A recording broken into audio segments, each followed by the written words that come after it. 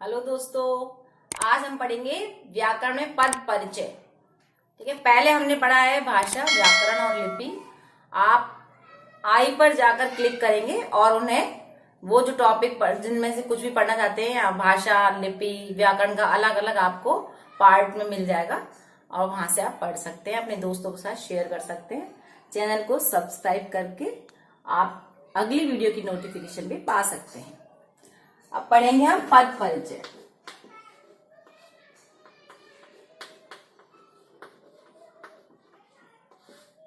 कहने का तात्पर्य है पद का परिचय देना, मतलब हम किसी पद या शब्द को पढ़ रहे हैं तो उसके बारे में, उसके पूरी तरह उसका डिस्क्रिप्शन देना, उसके बारे में उसका इंट्रोडक्शन देना, वो पद परिचय है। अब पद परिचय में सबसे पहले क्या आ रहा है? शब्द या पद।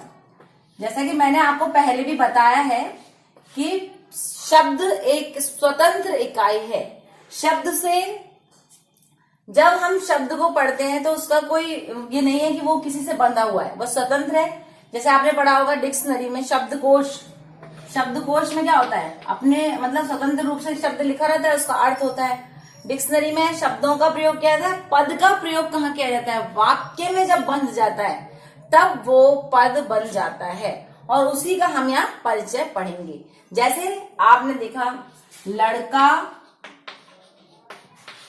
खेलता है, तो यहाँ पे लड़का मान लीजिए शब्द है, एक हमारे पास लड़का, खेलना एक शब्द है और है ये एक शब्द है। लेकिन अगर ये किसी वाक्य में प्रयुक्त हो गए तो लड़का खेलता है, लड़के खेलते हैं, लड़कों ने खेल खेला, इस तरह से इसमें हम शब्द को पद में प्रयुक्त कर रहे हैं और उससे वाक्य की रचना कर रहे हैं। तो पद वाक्य में बंधा हुआ होता है और उसका अपना एक व्यवस्थित क्रम होता है, तब वो पद में प्रयुक्त होता है। तो शब्द और पद में आपने अंतर पढ़ लिया।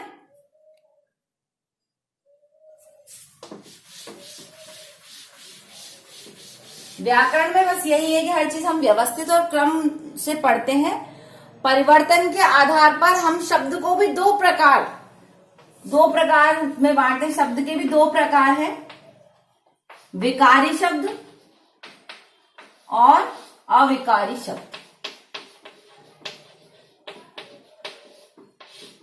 यानी हमने दो शब्द पढ़े। विकारी का मतलब क्या होता है? जैसे विकार का मतलब ऐसा तो होता है खराबी, कोई विकार आ गया, खराबी आ गई। लेकिन यहाँ शब्द में विकार क्या होता है? परिवर्तन। तो यहाँ जो शब्द में परिवर्तन होता है वे तो क्या कहलाते हैं? विकारी शब्द, जो बार बार परिवर्तित होते हैं। किसके कारण से? जैसे लिंग के कारण परिवर्तन होता है, या वचन के कारण परिवर्तन होता है, या काल के कारण परिवर्तन होता है, और किसी पुरुष के कारण परिवर्तन होता है। ठीक है, इस तरह से बार बार इसमें परिवर्तन होता है। उदाहरण से बताती हूँ। जैसे मैंने अभी आपको लिखा, लड़का खेलता है, तो देखिए यहाँ पे जब मैंने ये वाक्य लिखा तो लड़का खेलता है, फिर मैंने लड़का को लिख दिया लड़के खेलते हैं, तो यहाँ भी ये वाक्य में चेंज आ गया, यहाँ पे भी चेंज आया। तो ये हमने देखा कि यहाँ पे क्या हुआ, इसके लिंग में भी चेंज आ गया, उसके वचन में भी चेंज आ गया, यहाँ पता चला बहुवचन बन गया। अब लड़के खेलते थे, पता चले काल में भी चेंज आ गया। इस तरह से यहाँ आपने जो चीज देख रहे हो वो परिवर्तित है, और इसलिए वो विकारी शब्दों में ये सब आते हैं, जो लिंग, वचन, काल और पुरुष, कारक की विभक्तियों से जुड़े हुए होते हैं, और इनमें चेंजेस आते हैं। जिनमें चेंजेस आते हैं, परिवर्तन होते हैं, वे विकारी शब्द कहलाते हैं।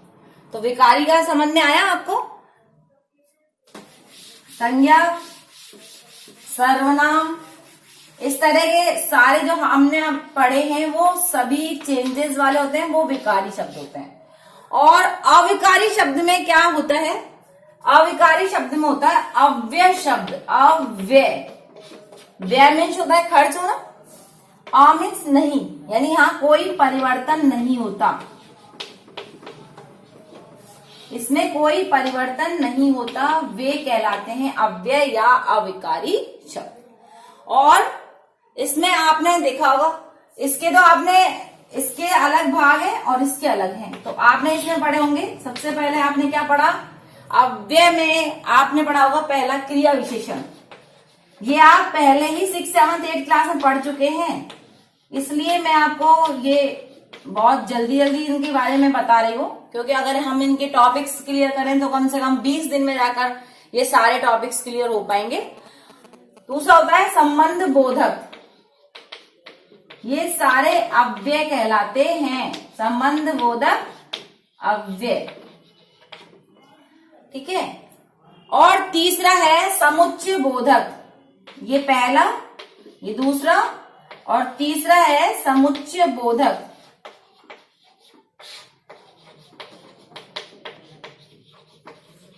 अव्यय। और इसके बाद है विस्मयादि बोधक अव्यय।